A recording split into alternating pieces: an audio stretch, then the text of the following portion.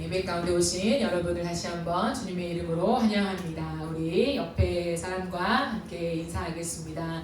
당신은 존귀한 사람입니다.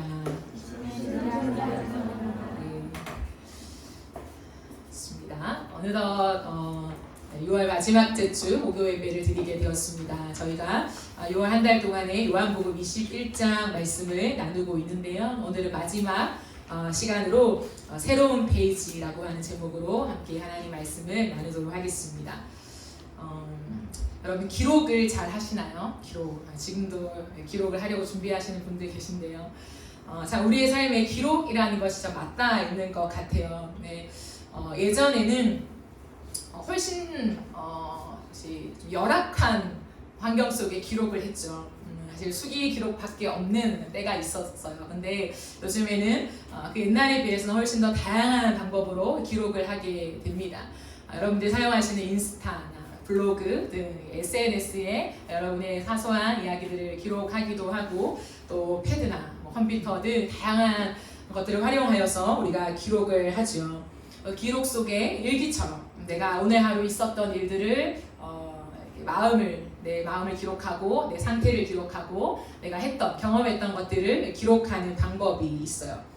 뿐만 아니라 때로는 전문가는 아니지만 작가처럼 에세이를 쓰기도 하고 나름의 좀 멋진 그런 낱말들을 이어 맞춰서 훌륭한 글들을 써보기도 합니다. 누군가는 패드에 그림을 그리기도 하고요. 나만의 키워드를 기록하기도 하죠. 그런데 이 모든 기록의 특징이 무엇일까요? 우리가 스스로 하는 이 기록의 특징이요. 그것은 아마도 나의 시점이라고 하는 거야. 나의 시점. 내 시점으로 모든 것을 기록한다라고 하는 거죠. 객관적이지 않고 상당히 주관적입니다. 따라서 우리는 적을 때도 내가 남기고 싶은 기억을 기록해요. 내가 무엇을 계속 기억했으면 좋겠다라고 하는 그 기억을 따라서 기록을 하죠. 그리고 어느 시점에서 나의 기록을 꺼내볼 때가 있잖아요. 내가 예전에 했던 어떤 활동들, 어떤 내 상태, 내 마음의 고백들 이런 걸 꺼내볼 때가 있어요. 근데 꺼내볼 때도 내가 기억하고 싶은 것을 중심으로 떠올리죠.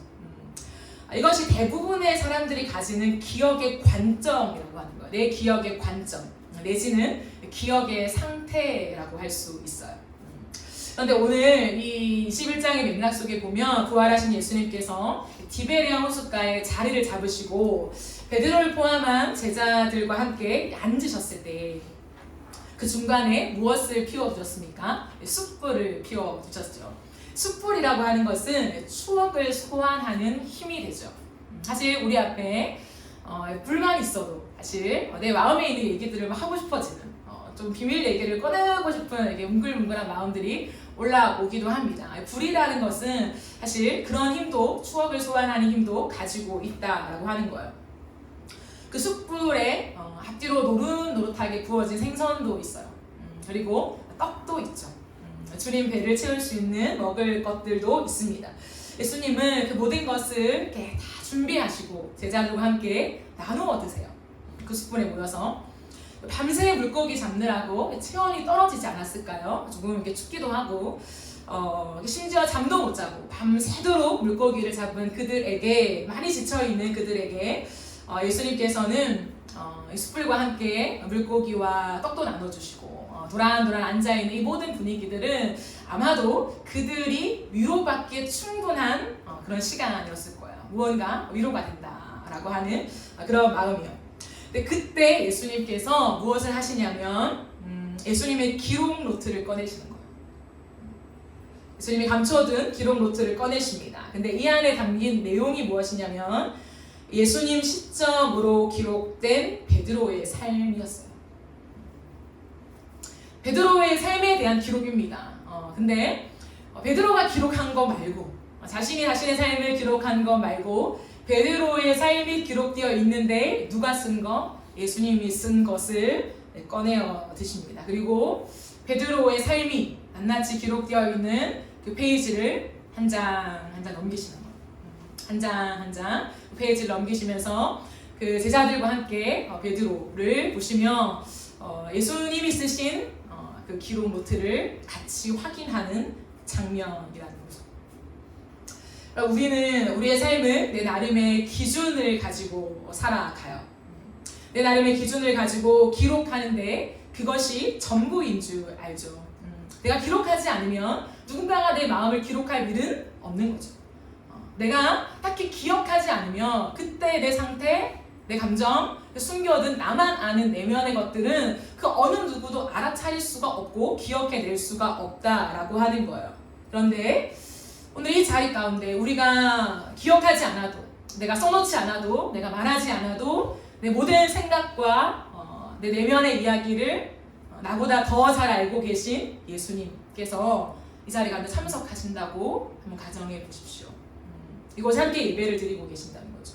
이 자리 가운데. 그랬을 때 예수님께서 직접 쓰신 내 삶의 기록 노트를 꺼내신다. 앞장 페이지가 박선영의 일생이라고 하시는 내 관점이 아니라 예수님 관점으로 써져 있는 기록 노트가 꺼내진다라고 할 때 과연 그 안에 어떤 내용이 들어있을까요? 여러분들이 지금까지 살아왔던 하나님과 함께 거닐었던 그 삶에 과연 예수님은 뭐라고 그 노트에 기록하셨을까요? 한 페이지 한 페이지 넘길 때마다 궁금하지 않겠어요? 과연 예수님께서 뭐라고 내 인생을 기록해 놓으셨을까?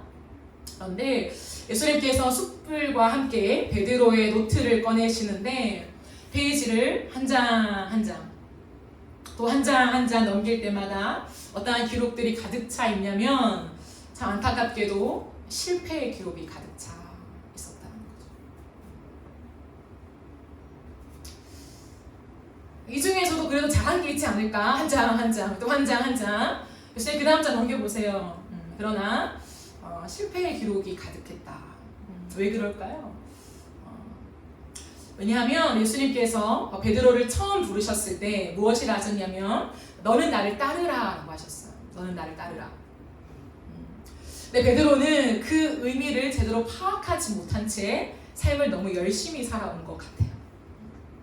예수님이 베드로에게 나를 따르라고 하셨을 때에 베드로는 무엇까지도 버렸냐면 배와 그물을 버리고 예수님을 따랐다는 거죠. 자신의 인생이 어쩌면 전부라고 일컫는 배와 그물까지도 버리고 내 삶을 다 예수님께 드리면서 따라왔다라고 하는 거예요. 그런데 예수님께서는 다른 관점으로 베드로의 인생을 해석하고 있다라는 거죠. 따른다라고 하는 것은 단순히 물리적인 물리적인 시간과 공간에 예수님과 함께하는 것만을 의미하지 않는다는 것을 말해주죠.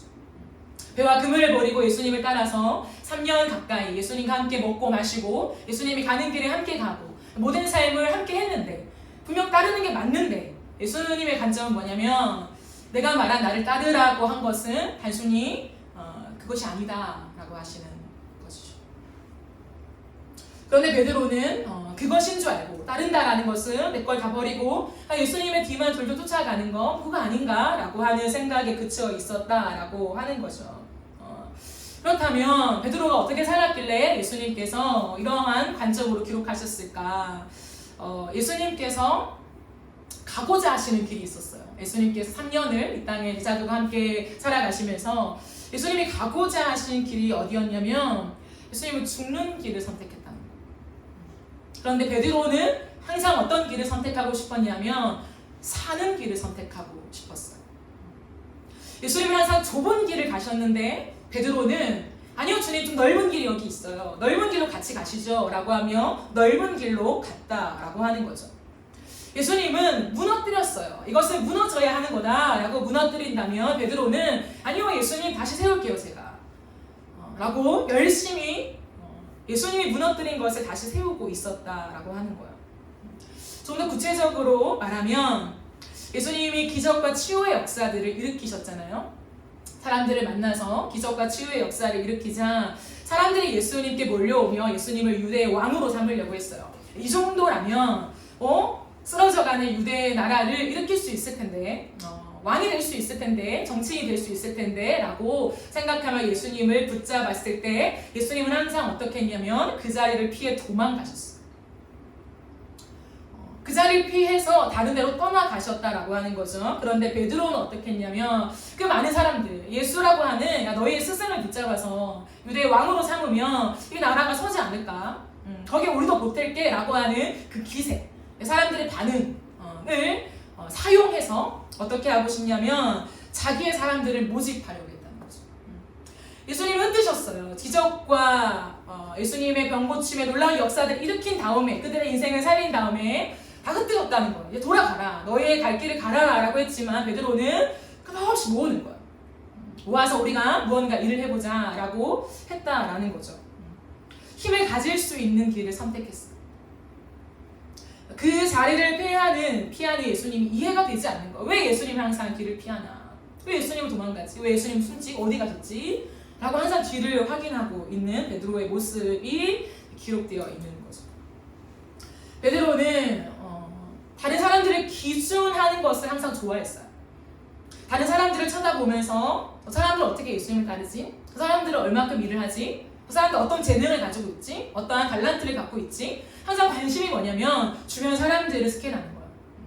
주변 사람들을 스캔하면서 어떻게 생각하냐면 그것이 기준되어서 사람들이 예를 들어 하고 있는 활동이나 능력치나 은사나 삶의 수준이 5라고 치면 본인은 7, 8, 9를 하고 싶은 거죠.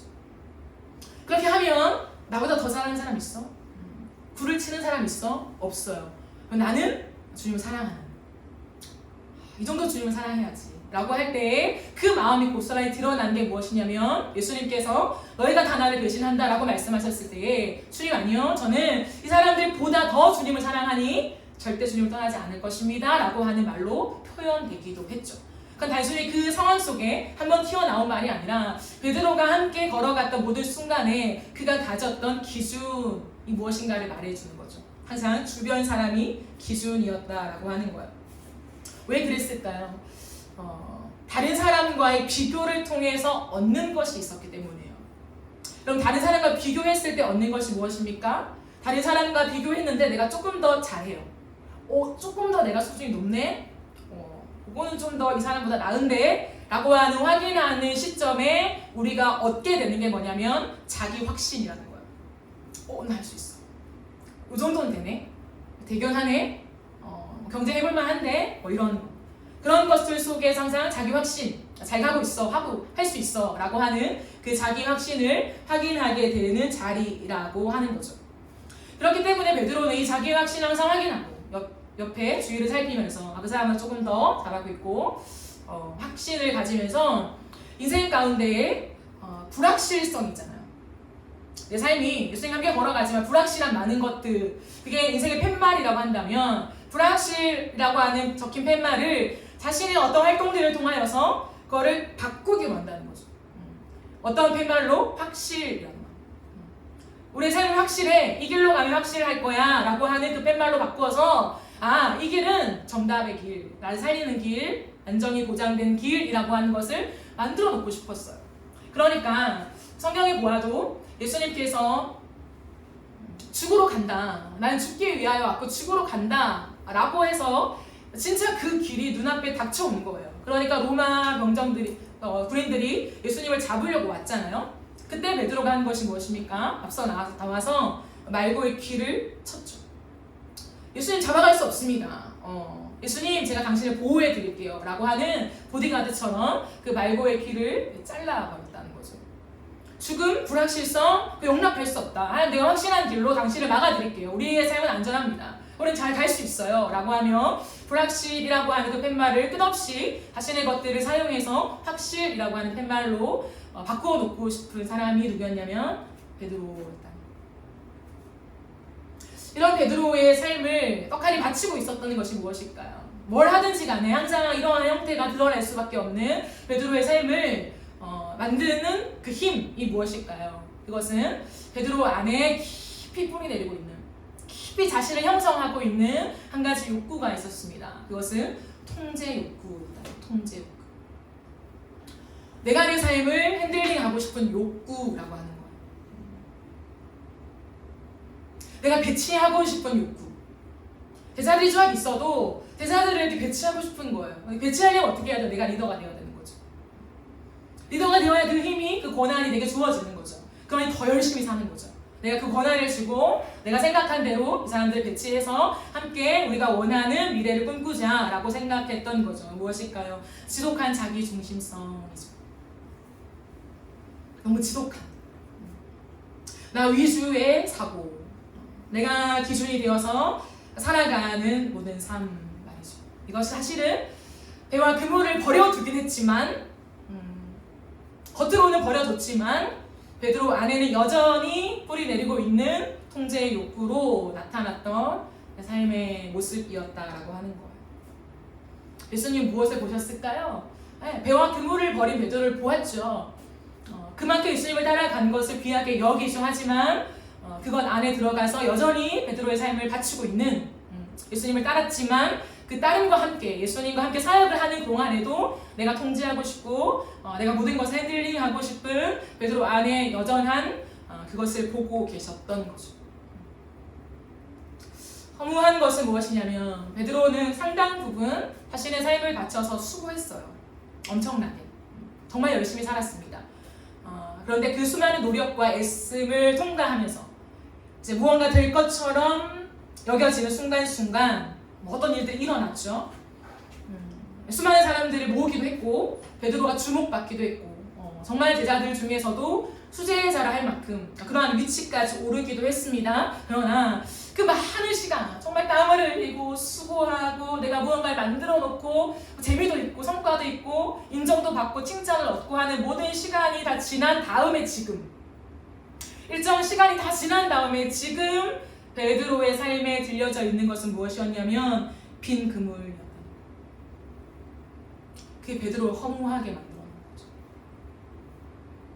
분명히 이쯤 왔으면 내 인생에 완성이 되어야 하는데 베드로의 손에 들려져 있는 것은 빈 그물밖에 없었다는 거죠. 수제자의 위치가 바닥으로 떨어졌죠. 그렇게까지 예수님을 사랑한다고 했지만 예수님을 저주했던 베드로. 한번 생각해 보십시오. 우리 안에 교회 안에서 정말 저 사람은 그래 나도 인정한다. 진짜 믿음의 사람. 저 사람 자리는 넘볼 수가 없지. 저렇게 주님을 사랑할 수 있을까? 라고 했던 그 사람, 그 선배. 근데 세상 속에서 결정적인 순간에 무너지는 거죠. 그게 내가 됐을 때 생각해 보세요. 그 허탈함, 민망함, 얼굴을 들지 못함. 그게 베드로의 지금 위치였다는 거예요. 그토록 사람들을 배치하고 이렇게 하면 돼, 저렇게 하면 돼. 너 그 자리에서 너 해.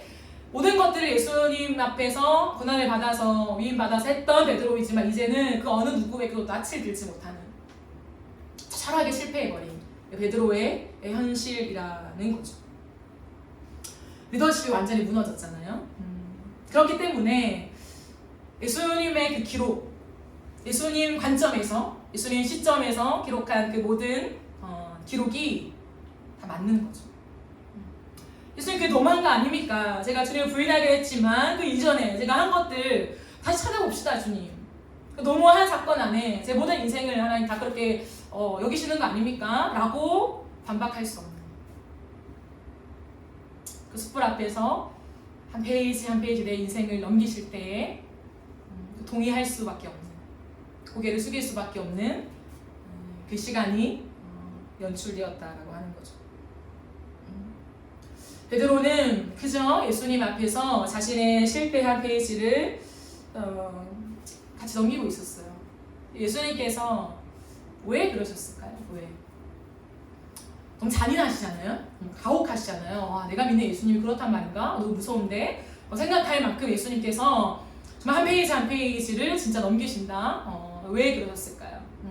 예수님은 베드로에게 뭔가 부정적인 메시지를 주거나 이제 그의 인생에 고개를 들지 못할 만큼 거봐 나대더니 잘 됐다 이런 식의 그 어떤 것도 주고 싶은 것이 아니었어요.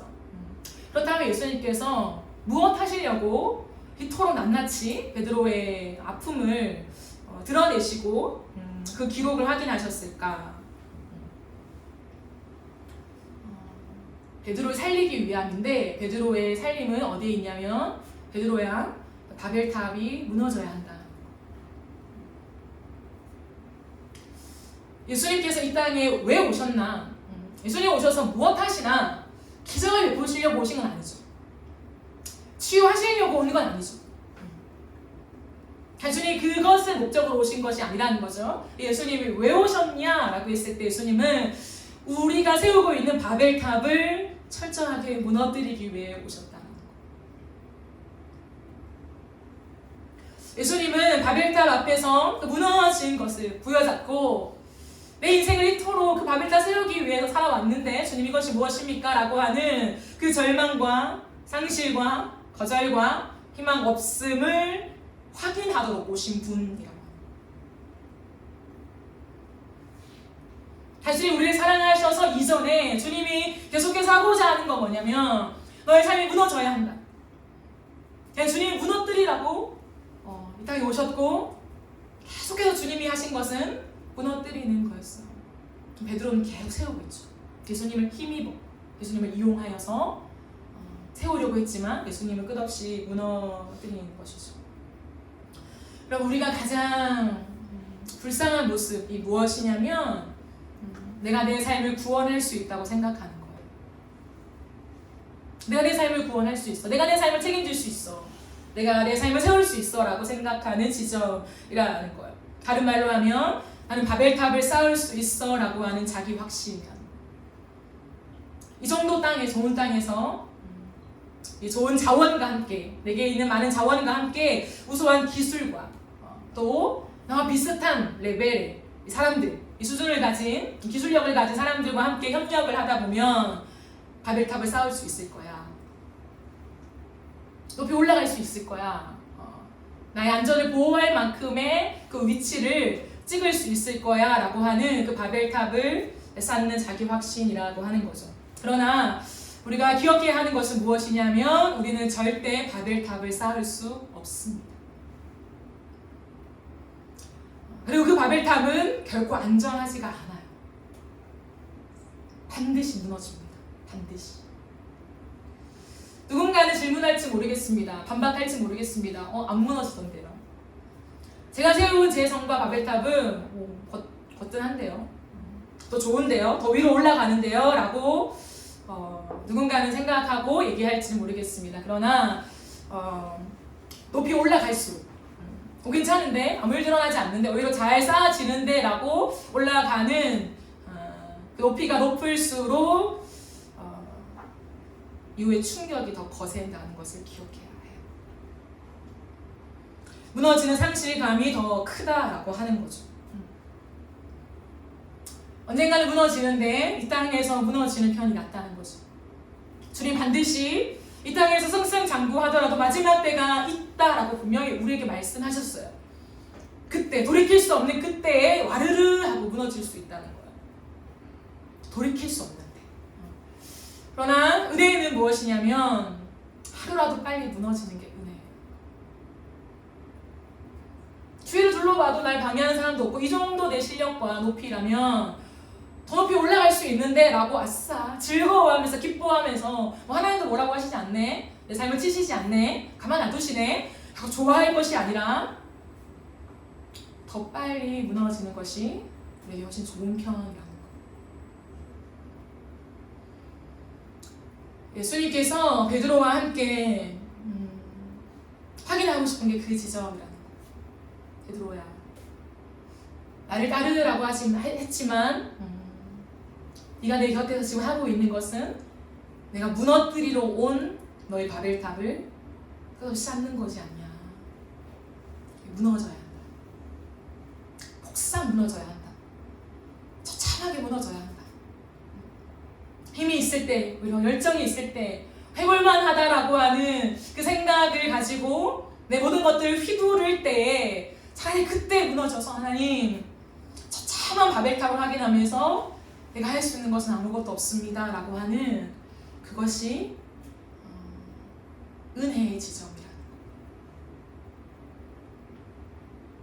그러므로 이 상황은 베드로야 너희가 둘러봐도 잘한 게 없네, 너의 인생은 실패뿐이야 라고 하는 것을 보여주기 위함이 아니라 베드로를 살리고 싶은 주의 마음속에 베드로가 살아온 그 삶에서 베드로의 관점 말고 본인이 기록한 관점이 있을 거 아니에요. 근데 그 관점 말고 예수님의 관점을 정확하게 보여주시는 그 시간으로 베드로를 끌고 가신다라고 하는 거죠. 은혜이죠. 내 관점, 내 생각, 내 신앙, 내가 믿는 하나님, 내가 생각했을 때 하나님이 나를 생각하는 그 무언가, 그 모든 것이 다 무너지고 진짜 예수님의 관점 그대로, 팩트, 그것을 보여주면서 베드로야 사실 이렇다라고 하시는 것들이 너무 은혜예요. 그러면 그 바벨탑이 처참하게 무너지고 모든 리더십도 다 빼앗기고 얼굴을 들일 수 없을 만큼 비참한 베드로의 현장 속에서 베드로가 상실과 거절과 희망 없음을 경험할 때 예수님 무엇하고 계실까요? 잘 확인해, 베드로야. 이게 너의 인생이야, 내 기록이야 라고 그를 보여주고 계신 것이 아니라 예수님이 뚜렷하게 하고 계신 게 있어요. 그 상실감을 부여잡고 참 아무것도 할 수 없는 무력함 속에 그냥 덜썩 그 자리에 앉아있는 또 주위에 제자들도 있잖아요. 얼마나 민망하겠습니까? 앉아있는 베드로에게 예수님이 무엇 하시냐면 한 가지 하십니다. 뭐 하냐면 손을 내미세요.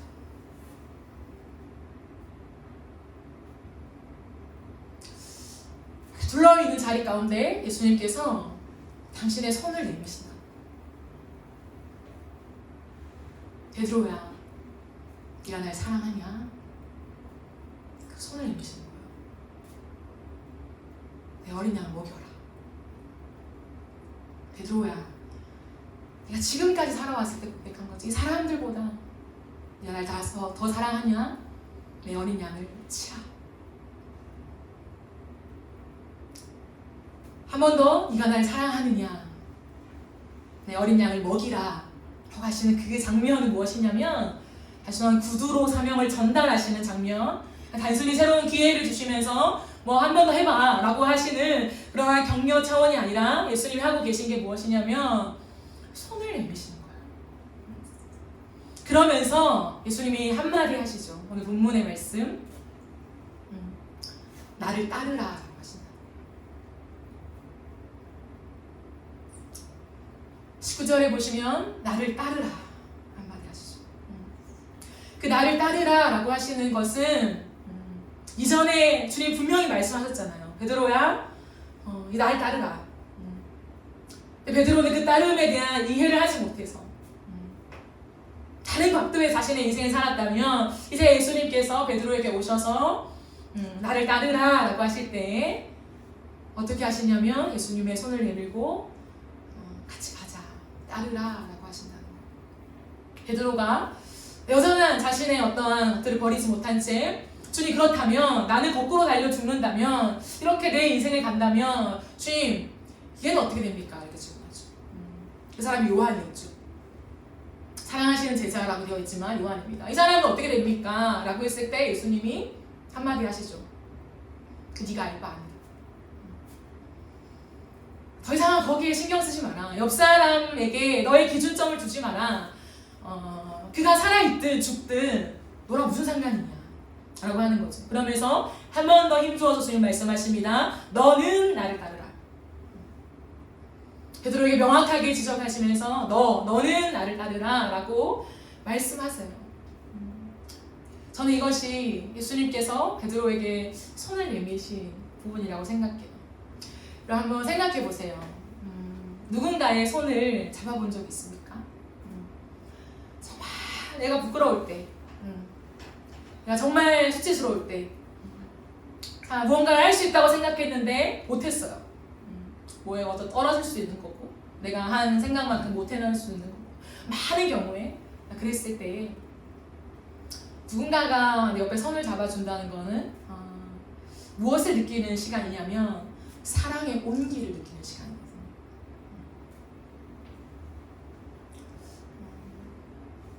위로를 넘어서 할 수 있음을 느끼는 시간이에요. 예수님께서 실패한 베드로에게 찾아오셔서 이 많은 시간들을 함께 보내시고 마지막에 손을 잡아준 것은 어떠한 의미이냐면 예수님의 사랑의 온기를 전달하신 거예요. 그럼 이것은 하나님과의 관계 안에 우리가 성령을 통하여 느낄 수 있는 것입니다. 왜냐하면 하나님은 보이게 역사하시는 분이 아니니까. 우리는 보이지 않잖아요, 하나님이. 그러나 손을 잡아주신다라고 하는 것은 무엇이냐면 그 손을 잡았을 때에 느낄 수 있는 그 사랑의 온기가 우리에게 고스란히 전달되어서 할 수 있겠다라고 하는 그 지점으로 우리의 마음을 확 사로잡는 지점이에요. 지금까지 베드로의 인생은 자기 확신이었죠. 내가 이만큼 무언가를 이루어야 확신과 안정감을 가졌어요. 다른 사람들 둘러봤을 때에 그 사람들보다 조금은 더 나은 레벨에 올랐을 때에 비로소 또다시 내 마음에 무언가 굳은 이 의지와 함께 할 수 있겠다라고 하는 안정감, 확신이 들었다는 거죠. 근데 지금 베드로는 빈 그물이라는 거예요. 마음이 텅텅 비어 있어요. 더 이상 아무것도 할 수 없는, 주님을 위해서 내 인생을 걸어간다고? 이제 못하겠다. 어떤 것도 못하겠다. 어떤 확신적인 사랑의 고백조차도 난 할 수 없다. 텅텅 빈 마음 가운데 어떤 확신도 가질 수 없는 그 상태에 예수님이 내 손을 잡았는데 설명할 수 없는, 내가 지금까지 경험했던 그 확신과 차원이 다른 뭔가 확신이 내 마음을 확 채우는 그 사랑의 온기를 느끼고 있는 거예요. 베드로의 나를 따르라 라고 했을 때에 주님, 나에겐 이제 당신을 따를 능력이 없습니다. 실력이 없어요. 믿음이 없어요. 주님, 페이지를 확인했지 않습니까? 아무것도 없습니다. 살아갈 수 있는 하나님 그 확신이 제게 없어요. 그러나 주님 말씀하시는 그 순간에 내게서 나오는 확신 말고 예수님의 손을 타고 나오는 세상이 줄 수 없는 확신이 거대하게 내 마음을 확 채우면서 따를 수 있겠다라고 하는 마음이 생기는 거예요. 갈 수 있겠다라고 하는 마음이 생긴다는 거예요.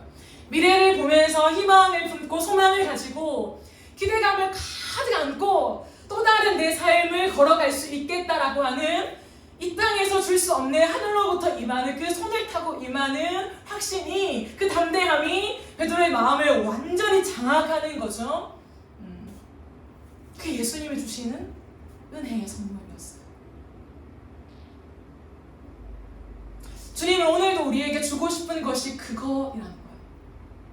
여러분, 내가 할 수 있을 때 누군가가 손을 잡으면요, 손 잡는 거예요. 때로는 뿌리쳐요. 나 지금 바빠. 나 할 수 있어. 난 이 손으로 지금 무언가를 만들어내야 한다고. 나는 지금 마감 기한이 다가왔다고 해서 인정받고 확신을 가지고 내 미래를 개척해 나가야 돼. 나 바빠. 라고 손잡는 누군가의 손을 오히려 뿌리칠지도 모르겠습니다. 그런데 내가 그렇게 힘줘서 내 손으로 공교하게 무언가를 만들어 온 모든 것들이 와르르 무너지고 아무것도 없을 때, 나를 반겨주는 사람, 인정해주는 사람, 박수치는 사람, 보장된 미래, 아무것도 없는 그 상태에서 내 실패를 확인할 때 예수님이 내 손을 잡았는데 그 손에 느껴지는, 바꿀 수 없는 그 담대함을 주님은 가지고 우리에게 한 가지 말씀을 하고 싶다는 거죠. 새로운 페이지를 써라. 이것이 우리의 인생에 주시는 하나님의 기회입니다. 이제는 너의 확신 속에 너의 성을 쌓지 말고 너의 바벨탑을 쌓아 올려서 너의 미래를, 네가 꿈꾸는 미래를 가려고 아등바등 살아가지 말고 주님은 모든 페이지를 리셋하시고 우리에게 아무것도 적혀져 있지 않은 공백과 같은 페이지를 건네시면서 이제 새로운 페이지를 써라.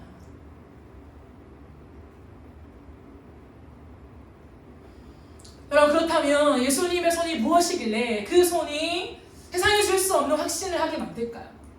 도대체 그 손이 뭐라고? 한번 손잡아주는 그 따뜻한 온기? 위로가 될 수 있죠. 힘이 될 수 있죠. 그러나 그 손이 뭐라고?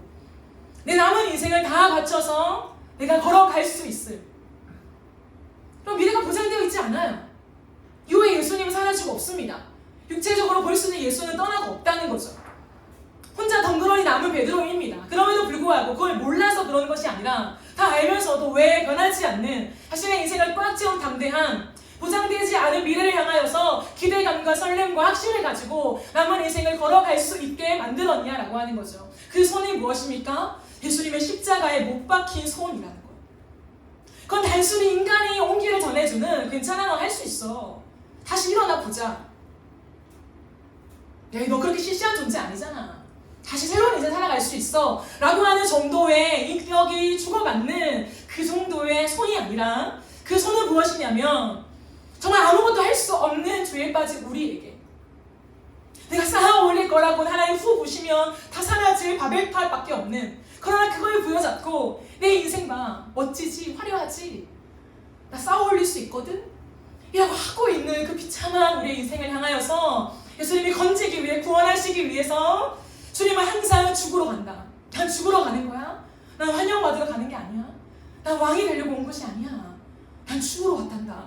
알지 못하는 이 미묘한 얘기를 끝없이 제자들에게 하면서 한결같이 걸어가셨을 때에 베드로마저도 수제자마저도 주를 사랑한다고 장담했던 베드로마저도 떠나가고 없는 그 홀로 선 자리에 아무도 없는 그 외로운 자리에 주님은 우리가 피를 다 쏟으시면서 죽은 그 손, 못 박힌 그 손, 그 죽음을 이기고 부활하신 정말 영광의 그 손, 생명의 손으로 우리에게 내미시면서 그 손을 잡게 하실 때에 전해지는 부활의 온기.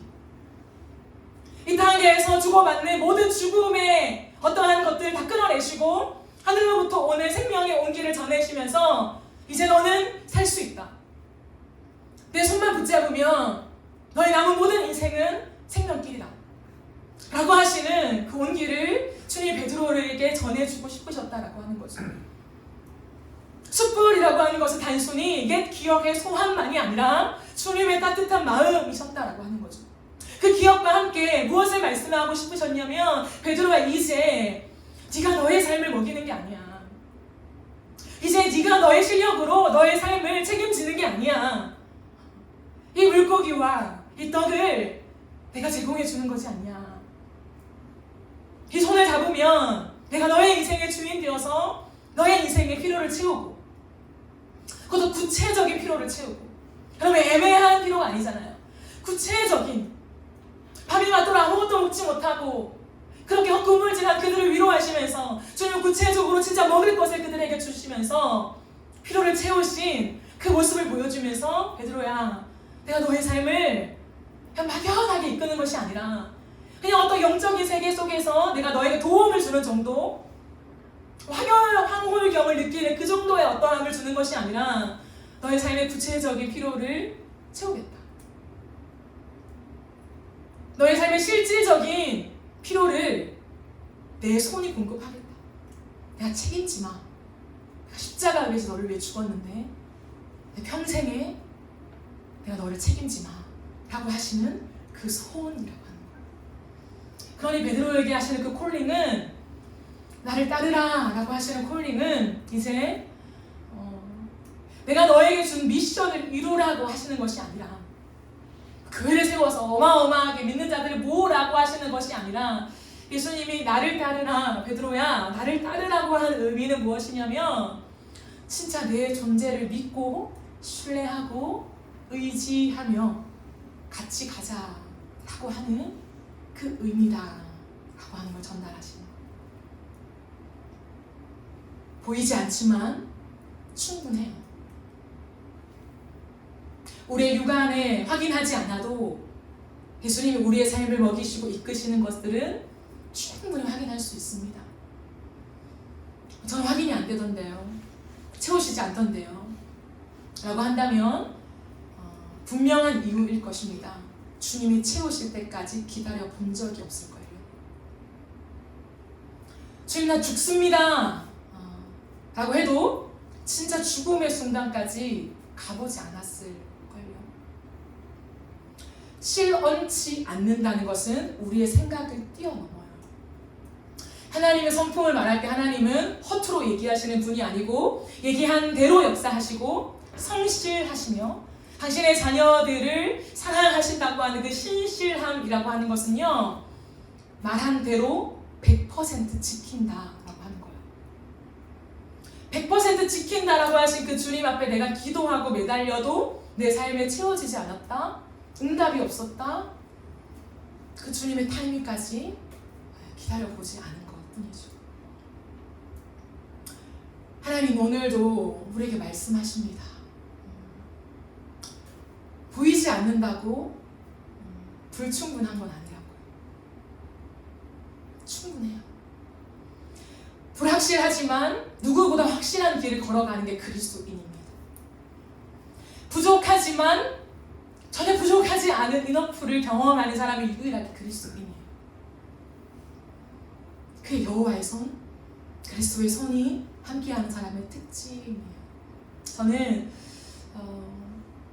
다소 어린 나이에 불교 집안에서 하나님에 대한 많은 정보와 경험이 없던 상황에서 예수를 만났지만, 그럼에도 불구하고 제가 하나님이란 존재를 느낀 두 가지가 있습니다. 하나는 무엇이냐면 하나님의 안아주심, 다 안아주심, 찬양 가운데 안아주심을 느꼈을 때 하나님 살아계시는구나, 하나님 정말 사랑이시구나 라는 걸 느꼈고, 두 번째는 무엇이냐면 그리스도의 손이었어요. 기도와 찬양 가운데 정확하게 주님은 나에게 손을 내미시면서 선영아 일어나서 함께 가자 라는 말씀을 주셨어요. 그 손을 내가 잡을 때에 베드로가 느꼈던 그 사랑의 온기를 고스란히 느꼈습니다. 그래서 제가 말씀드리는 이 모든 사랑의 온기라고 하는 것, 이 표현들은 어떠한 그냥 막연한 추상적인 이야기가 아니라 저의 경험이 바탕된, 그렇기 때문에 하나님이 말씀하시는 이 말씀들은, 베드로를 만난 이 사건은 이 성경 안에 가두어져 있는 것이 아니라 오늘을 살아가는 지금 저와 여러분에게도 경험되어지는 것이라고 저는 확신해요. 하나님은 기도 가운데, 찬양 가운데, 예배 가운데에 당신의 손을 우리에게 내미세요. 그리고 그 손을 잡으라고 하십니다. 근데 그 손을 잡았을 때 느끼는 사랑의 온기는 이루다 말할 수 없어요. 그때 제가 하나님 앞에 고백했습니다. 하나님, 내가 평생에 이 손을 잡고 하나님이 이끄시는 대로 살아갈게요. 이 손이, 이 따뜻한 온기가 나를 향해 내밀고 내가 잡고 있음에도 불구하고 당신이 나를 고난의 길로 이끄신다면, 당신이 나를 궁핍한 길로 이끄신다면, 당신이 내 삶에 결핍을 주시고 먹을 걸 주시지 않는다면 이유가 있겠죠. 그럴 만한 이유가 있겠죠. 능력이 없는 것도 아니고, 나를 외면하시는 것도 아니고, 기도를 듣지 않는 것도 아니고, 바빠서 날 돌보지 못하는 것도 아니고, 내 손을 잡고 계신데 그럼에도 불구하고 주시지 않는다면 이유가 있으시겠죠. 이렇게 생각하고 내 평생에 내가 내 웅덩이를 파지 않겠습니다. 내가 내 성을 세우기 위해서 내가 하나님을 제외하고 당신의 손을 놓고 내 두 손으로 내 인생에 무언가를 만들기 위해서 내가 파지 않겠습니다 라고 결정하며 지금까지 온 것 같아요.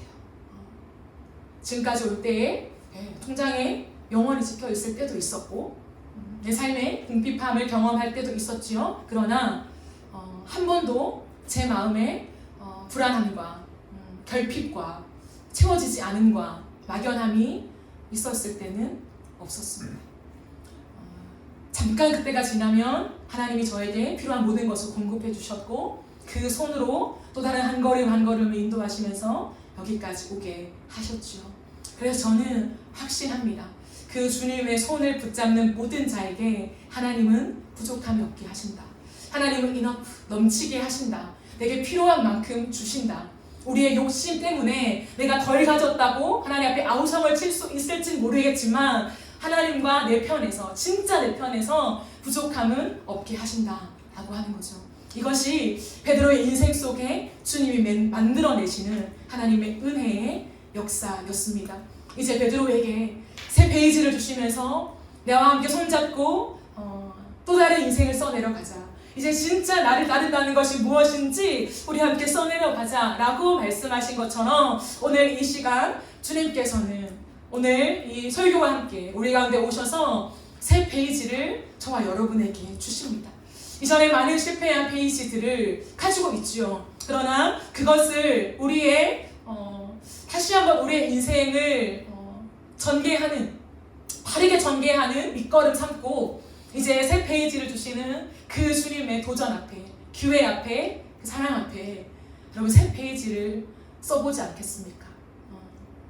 내가 쓰고 싶은 그 이야기를 이제 끝내고 내 손 잡아주시는 그 십자가의 은혜를 주신 그 주님과 함께 새로운 페이지, 내 관점과 주님의 관점이 일치하는 이후에 꺼내봤을 때 하나님 제가 그런 마음으로 이때를 통과했고 살았는데요, 예수님이 그래 맞아 확인해봐, 너의 마음과 내 마음이 똑같았구나, 너의 마음과 내 마음이 똑같을 뿐만 아니라 그것 위에 우리의 비전이 일치했고 우리의 꿈이 일치했구나, 잘했다, 너무 잘했다, 수고했다, 내가 너에게 준 은사로 너의 길을 파지 않고 나를 따르며 내가 너에게 준 사명을 감당해줘서 고맙다.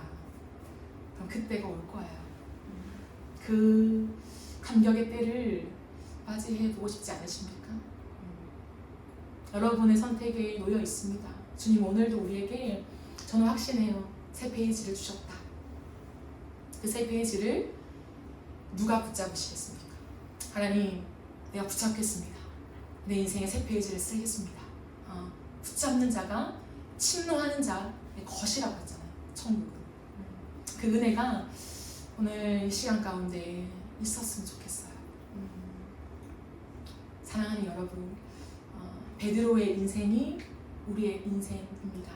이 21장, 예수가 누구인가를 써내려가는 요한복음의 마지막 장을 베드로의 실패를 고스란히 담아내시고 새로운 페이지에 나를 따르라 라고 하는 말씀으로 마무리를 지었다는 것은 엄청난 의미가 내포되어 있어요. 우리의 인생에 이제 실패를 그만하자 라고 하시는 거예요. 내가 왔지 않냐, 내가 너에게 왔지 않냐, 내가 십자가를 지었지 않냐, 이제 실패 그만하자, 이제 바벨탑 그만 세워라. 무너진다. 안 무너질 것 같지? 무너져. 그러니 지금 무너뜨리고 새 페이지를 쓰자. 나와 함께 가자. 내가 책임질게. 내가 도우마, 함께 하마 라고 주님이 말씀하세요. 이 사랑의 온기를 기도 시간에 온전히 느끼면서 가등바등 내 손으로 무언가를 하려고 하는 것들을 좀 내려놓고 주의 손을 잡으세요. 하나님 잡습니다.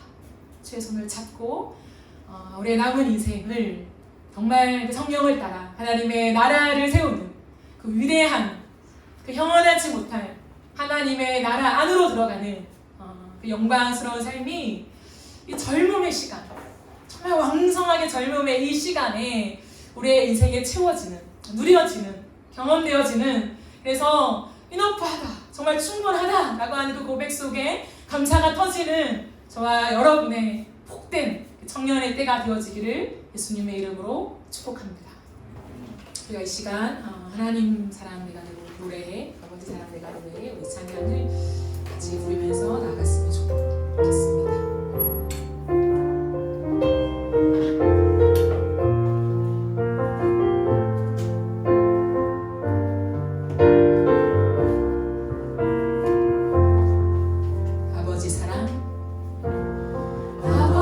사랑 내가 노래해, 아버지 은혜 내가 노래해, 그 사랑 변함없으신, 거짓없으신,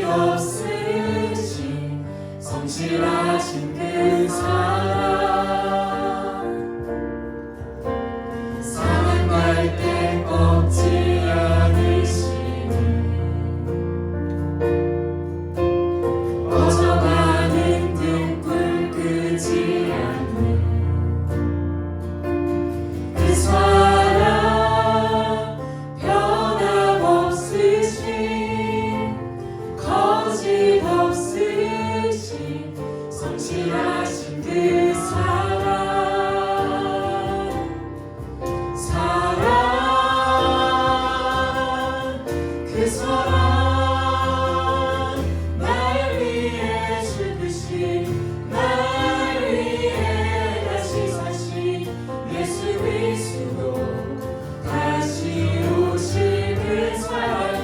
죽음도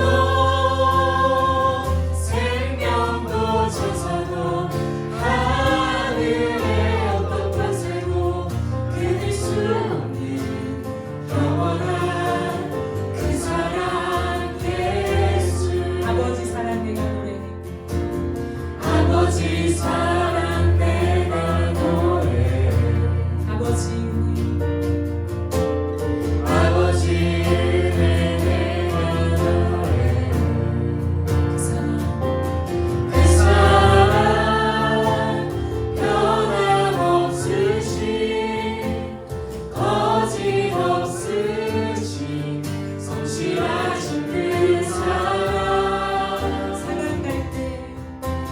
사랑 갈 때 꺾지 않으신 꺼져가는 고정하는 불 끄지 않는 그 사랑 그 사랑 변함없으신 거짓없으신 거짓없으신 성실하신 그 사랑 성실하신 그 그 사랑 사랑 영원히 합시다. 사랑 그 사랑 날 위해 죽으신 날 위해 다시 사신 예수 그리스도 다시 오신 그 사랑 죽음도 생명도 천사도 하늘의 어떤 권세도 끊을 수 영원한 그 사랑 예수. 그 사랑 예수. 그 사랑 날 위해 죽으신 그 사랑 날 위해 죽으신 날 위해 다시 사신 예수 그리스도 다시 오신 그 사랑 죽음도 생명도 천사도 하늘의 어떤 권세도 끊을 수 없는 영원한 그 사랑 영원한 그 사랑 예수 그 사랑 그 사랑 날 위해 죽으신 날 위해 다시 사신 예수 그리스도 다시 오실 그 사랑 죽음도 생명도 천사도 하늘의 어떤 권세도 끊을 수 없는 영원한 그 사랑 예수. 나 주를 나 주를 멀리 떠났다 이제 옵니다. 나 죄의 길에 시달려 주여 옵니다. 귀한 세월 그 귀한 세월 보내고 이제 옵니다. 나 뉘우치는 눈물로 주여 옵니다. 이제 왔어. 나 이제 왔으니 내 집을 찾아 주여 나를 받으사 맞아주소서. 맞아주소서. 나 주를 멀리 떠났다. 나 주를 멀리 떠났다 이제 옵니다. 나 죄의 길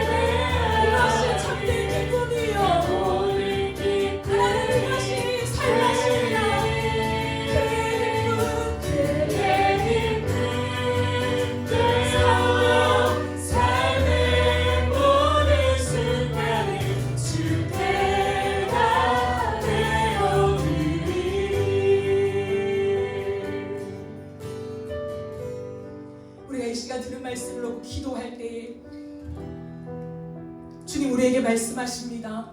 내게로 나아오라. 잘 왔다. 이곳이 너의 집이다. 사랑하는 여러분, 이 땅을 살아가면서 바벨탑을 쌓는 우리의 삶을 이제 그만 끝냅시다.